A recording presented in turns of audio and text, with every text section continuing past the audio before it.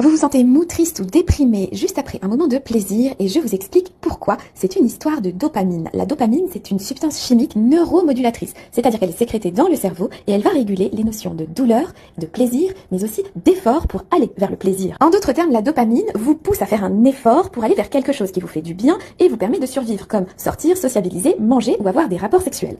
Le problème aujourd'hui, c'est que nous avons accès à une multitude de plaisirs très intenses sans aucun effort associé. Livraison de nourriture ultra transformée Uber Eats, Netflix, scrolling, pornographie. Résultat, notre cerveau est constamment inondé de dopamine qui va venir nous procurer du plaisir de plus en plus intense, mais il se produit ce que l'on appelle une down-régulation, c'est-à-dire que le cerveau va devenir en quelque sorte résistant à l'effet plaisir de la dopamine et en contrepartie, on va ressentir une plus grande frustration et très vite passer du côté du ressenti de la souffrance.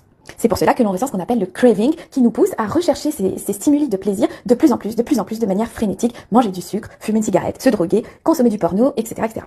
Donc en d'autres termes, si vous vous inondez de plaisir immédiat, vous allez avoir tendance à être de plus en plus déprimé. Il vous faudra de plus en plus de stimuli, de plus en plus intenses pour ressentir un petit peu de bien-être et la moindre frustration vous rendra excessivement triste.